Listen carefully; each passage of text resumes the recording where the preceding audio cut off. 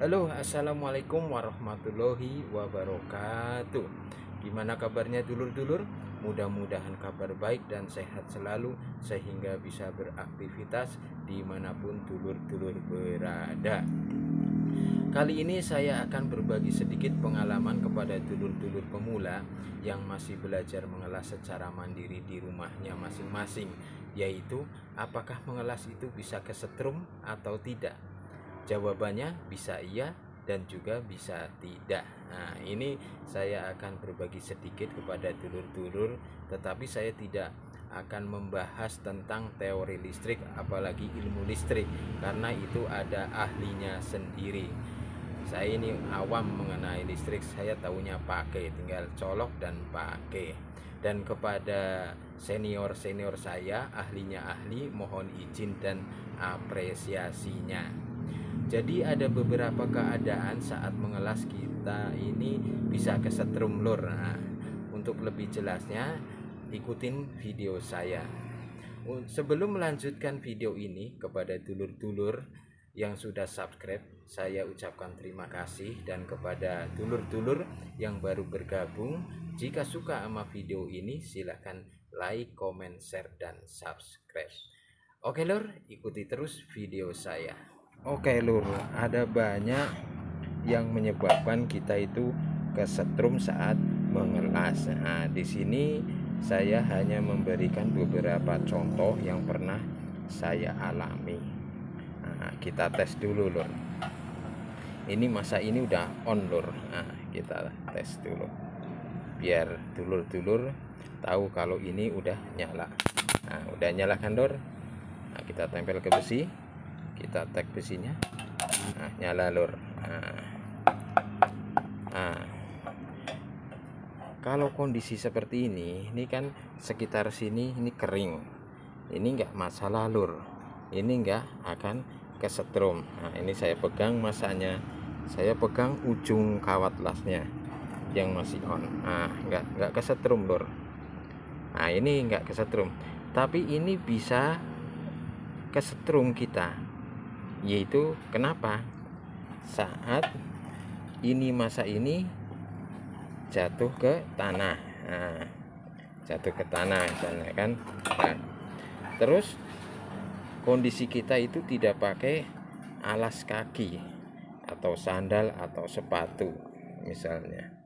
Nah, ketika kita tidak memakai alas kaki, ini jatuh ke tanah, terus ujungnya ini nyenggol kulit ini, nah itu kesetrum lor.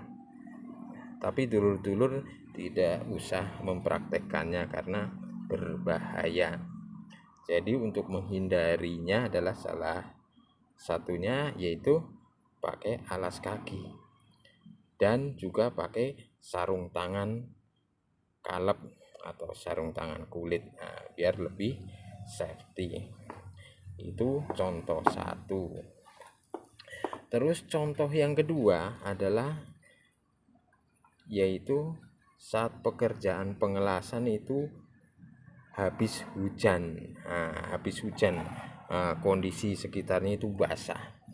Nah, kondisi sekitarnya basah itu pas kita mau masang kawat las ini, kita pasang kejepit ini, itu nyetrum lor.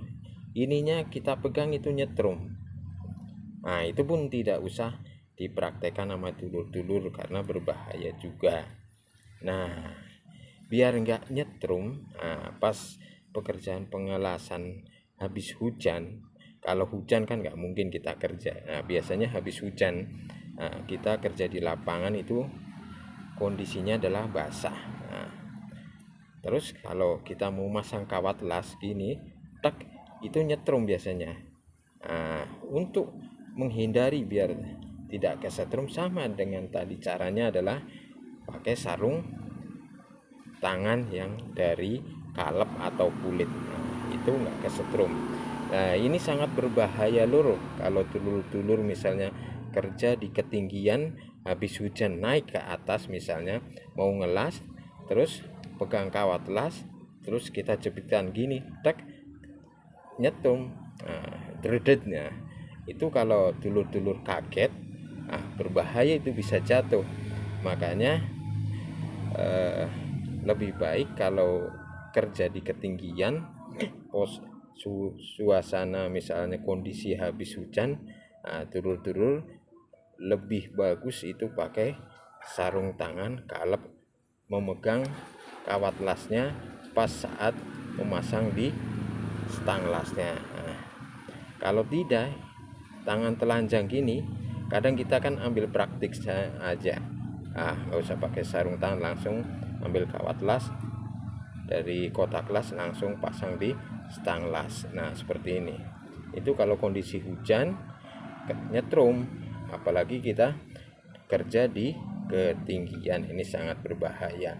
Nah ini caranya adalah satu, pakai sarung tangan kalap seperti contoh yang pertama, dan pakai alas kaki, dan lebih baik lagi kita pakai baju wear pack, jadi kalau nyenggol ke kulit aman, tidak ke setrum.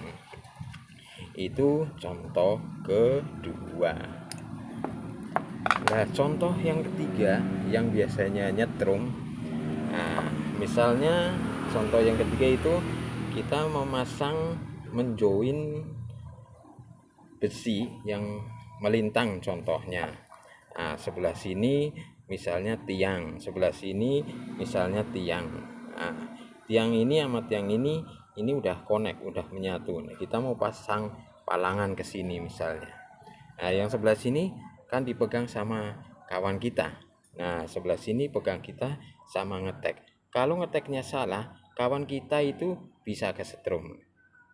Tapi biar jelasnya ini contoh ketiga, biar saya gambarkan di kertas biar dulur-dulur paham. Nah, contoh yang ketiga seperti ini misalnya lur. Ini misalnya tiang satu. Ini tiang 2 misalnya. Sorry lur, agak belok-belok tiangnya, ini kan hanya sebagai contoh aja. Nah, ini misalnya udah terkonek satu sama lain. Nah, misalnya kita mau pasang besi ke sini melintang. Nah, sini misalnya. Nah, misalnya seperti ini. Nah, sini yang megang kawan kita, misalnya kawan satu. Nah, kita di sini. Nah, ini tukang lasnya di sini. Nah, ini kalau kita ngeteknya di sini salah ngetek, ini kawan kita yang di sini bisa kesetrum lor. Nah, caranya biar nggak kesetrum adalah kawat lasnya kita teknya di sebelah sini, jadi agak banyakan ke tiang ini kawat lasnya. Nah gini, jangan banyakan ke besi yang mau di join ke sini. Nah kalau ke sini ngeteknya kebanyakan ke sini, ini kawan kita yang di sini kesetrum lor. Kalau kawan kita di sini nggak menahan ini biasanya dilepas. Nah kalau dilepas berbahaya, kalau di bawahnya misalnya ada kawan kita yang lagi lewat atau gimana, atau nengok-nengok, bisa kena kejatuhan ini, terjadilah accident di dalam project. Nah ini warning yang sangat besar. Nah kira-kira seperti itu lur. Yang sini saya perbesar dulu lur biar paham dulur-dulur. Misalnya gini, ini matut tiang berdiri. Ini besi yang kita join. Nah kita ini kawat lasnya ini nempelnya agak banyakan ke tiang yang berdiri. Nah biar yang kawan kita yang di sebelah sana itu tidak kesetrum. Tetapi kalau kita nempelnya kawat lasnya agak banyakan ke sini, ke sini kawat lasnya tag ini, kawan kita ke sana yang di seberang sana yang megangin di sini, ini kesetrum lor. Kalau kawan kita ini paham, dia akan pegang kuat-kuat biar nggak jatuh dan sambil teriak. Nah, tapi kalau kawan kita nggak paham, kadang langsung dilepas. Nah, akhirnya lepas kan, sini lepas otomatis di sini lepas juga. Nah, akhirnya berbahaya buat yang di bawah. Nah, ini caranya biar nggak kesetrum, walaupun itu mungkin ngeteknya di sini salah. Nah, dua-duanya harus memakai sarung tangan kalep. Yang di sini pun memegang sarung tangan kalep atau kulit. Jadi seandainya salah ngetek di sini, nah, walaupun nyetrum, dia nggak akan ke badan kita atau badan kawan kita. Nah, itu 3 contoh keadaan kondisi di mana pekerjaan mengelas bisa kita kesetrum. Masih banyak contoh-contoh lain, contoh-contoh yang kawan-kawan alami, kawan-kawan senior-senior yang alami masih banyak, tapi yang saya alami hanya 3 ini, kondisi kita kesetrum saat melakukan pekerjaan pengelasan. Jadi mungkin itu aja yang bisa saya bagikan ke dulur-dulur. Mudah-mudahan bisa jadi pengetahuan dulur-dulur semua, sehingga apabila nanti dulur-dulur bekerja di lapangan, dulur-dulur bisa mengantisipasi untuk tidak terjadinya hal-hal yang tidak diinginkan, yaitu kesetrum pada saat pengelasan. Yaitu yang pertama adalah, contohnya adalah saat masa tergeletak di lantai dan kita tidak memakai alas kaki, kadang menyetrum di kulit kita. Yang kedua, pada saat kondisi habis hujan, kita memasang kawat las kesetrum.